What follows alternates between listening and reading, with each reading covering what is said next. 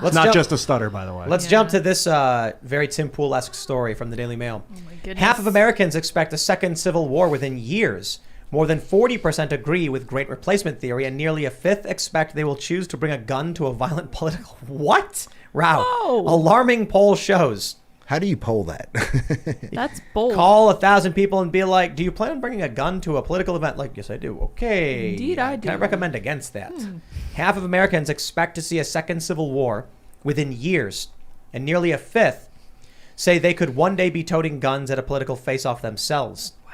Researchers at the University of California, Davis uncovered worrying levels of alienation, mistrust, and a growing tendency to turn violent in their recently conducted survey of 8,620 adults. That's a huge sample size. How many?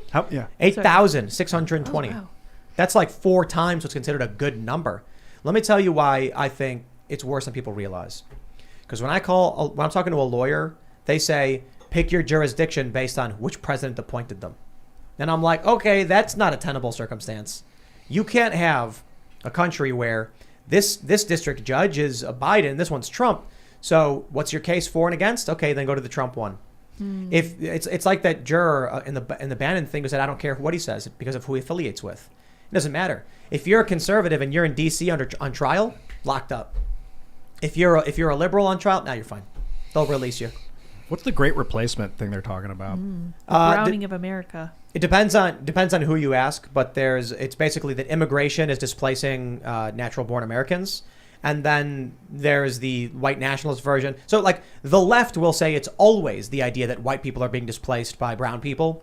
But many people who are talking about immigration might just say it's natural born citizens being replaced by foreign citizens. I think the argument from the left, is that over time people of color will get married to and have children with people of not color, if that's what we're the point. We're all color, but like whatever.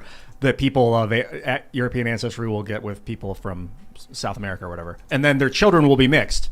That's that kind of replacement. Not that someone's going to come in from South America and then you're going to be unemployed and no longer be participating in society. That's the white nationalist fear of replacement. It could be both. I think what's going to happen, what they're saying is that the white population is decreasing, the white nationalist version, and then minority populations are increasing. The general idea is just Democrats have publicly stated immigration is a path to political power for them. And it's simple. Leftists don't have kids. They're more likely to abort and sterilize. So how do they compete with conservatives who have lots of kids? Immigration. Education. But here's a question. Yes, and indoctrination. For people that say there's a civil war, who's leading? How's it split? Right? Like we don't have the same, we don't have North versus South in this. What side countries of the house. did? What's that? What countries did? Most civil wars don't function that way.